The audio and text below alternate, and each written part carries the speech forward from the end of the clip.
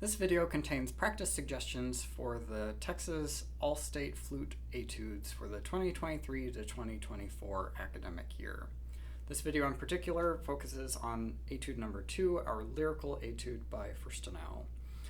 So for this etude, it is not as technically demanding as the first or the third, but I think two of the biggest pitfalls here can be vibrato and rhythm. So my first suggestion here is going through the entire thing with subdivisions. Maybe you'll want to do this with just a measure or two at a time, but I'm going to run through the entire thing.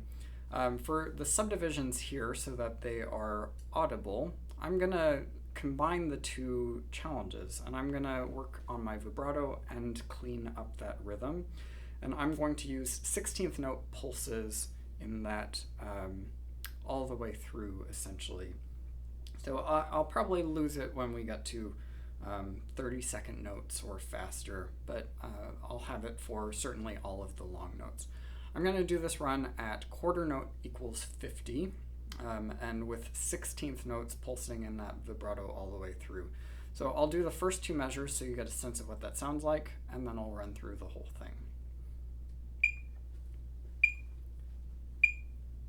And 1, 2, 3, 4.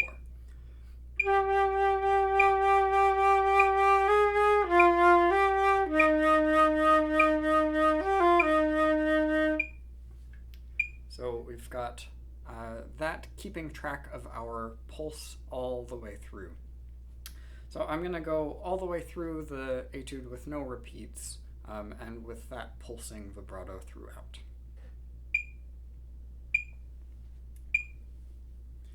And 1, 2, 3, 4.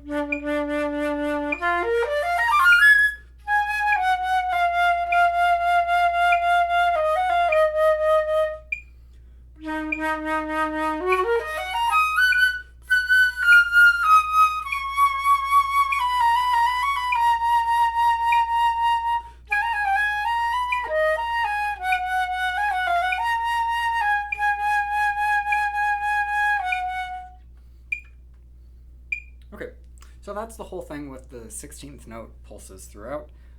Measure 12 would be clearer without the trill. So if you're working on that, you might want to take that trill out so you can really keep track of those pulses. Now, once you've gone through subdividing the entire piece in 16th notes with those breath pulses, with that vibrato, it's really great for working on the consistency of the vibrato, but it's not necessarily the speed you would really want to use to play this etude. And certainly not with that kind of rigidity. It encourages you to get the pulses started right when you start notes, especially in the middle of phrases, so we don't have any moments where the note starts with no vibrato and then we add it, unless we're really trying to go for that effect. So in terms of coming up with a speed for the vibrato, I like to attribute a rhythm to it. So I'm going to start with those 16ths and see how I'm feeling when I just loosen it up a little bit. So this is still at that quarter equals 50.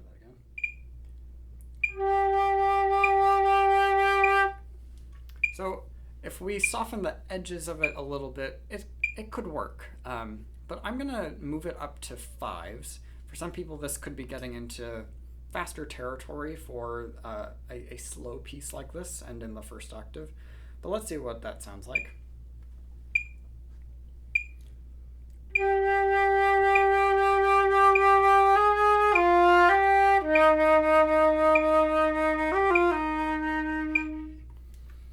And so I'm not necessarily holding on to that very rigidly all the way through, but it gets me an approximate speed to start off with. So I'm going to try that again, really see if I can get that 5 motor going before I start.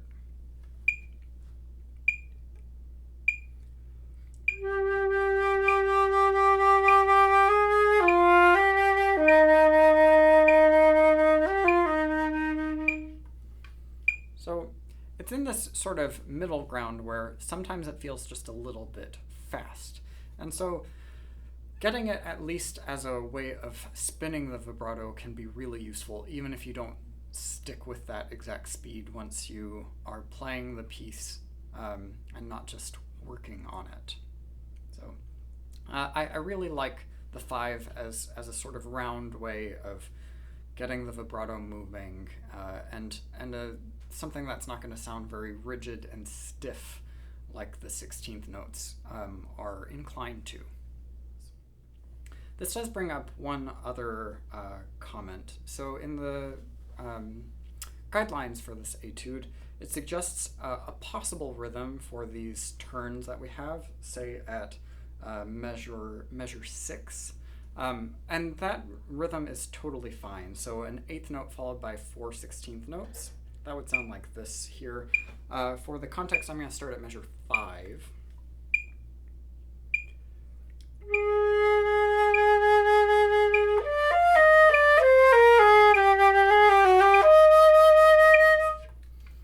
So that rhythm works out great, and especially depending on your speed. If you're on the slightly faster side, that works out really well. I like to leave it just a little bit later. So the rhythm that I'm thinking about, I'll put up on the screen so you can get a sense of that, and I'll play it with that version. So back to 5 again.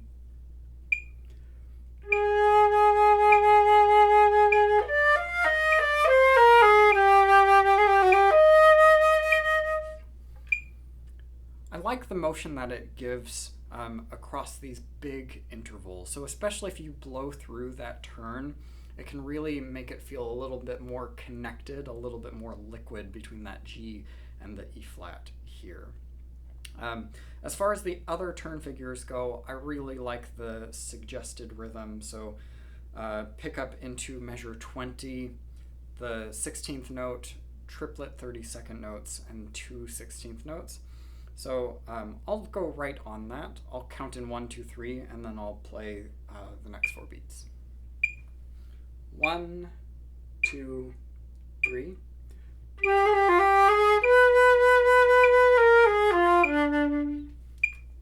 So I think that works out really well, and I do the same thing immediately after that. The only place that I don't think there's a suggestion given in the guidelines is measure 24. So I'm thinking about this roughly like 4 64th notes. I know that's hard to think about.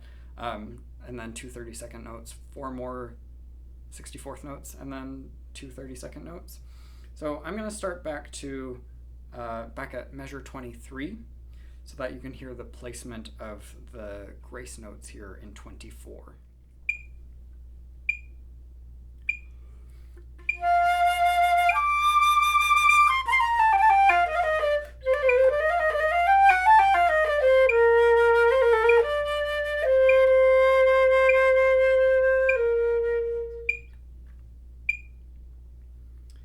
As far as other issues in here, maybe the first is the desire to make this musical. So in the performance recording that I made, I used a metronome and stuck with it the entire time. Of course, you have a little bit more flexibility, but I would think about how beautiful it can be when everything is perfectly in time, certainly to start out with. The main thing that I would do timing-wise is I would take just a little bit more time and care between sections than I did in that recording. So getting into measure 17, I would take a little bit more time there, and possibly a little bit more time before measure 26, though at least we have a rest there. So that's one thing. The last thing is thinking about this passage that starts at 17, where we are alternating between mezzo forte in the first octave and piano in the third. So we're really thinking about fighting the flute tendencies here. So I'd say that the primary thing is thinking about the direction of the air so that we can do this with a great sound and so that it can be in tune as well. So in order to play in the first octave with a fuller, richer sound, I'm going to drop my jaw a bit so that I can direct the air more into the flute, allow more air into it. So thinking about it's like your air conditioning unit. If we open up the vents, we can allow a little bit more air. So I'm doing that when I'm playing a little bit louder here.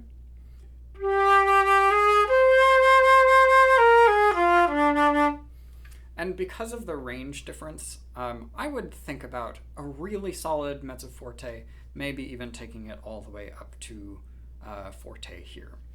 And then when I get to the piano dynamic, I want to close up the vents for the air con, and I'm going to play this softer with less air. I'm going to allow my jaw to come up, and that's going to also encourage my bottom lip a little up and out as well. And I'm going to play this a little bit more over the top of the instrument with a little less air going into it.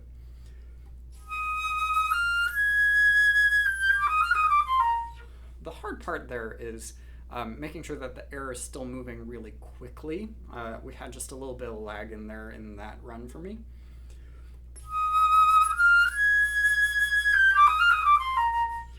So that time I was a little more focused on keeping that really fast air, so my 30-second notes are sounding a little bit clearer.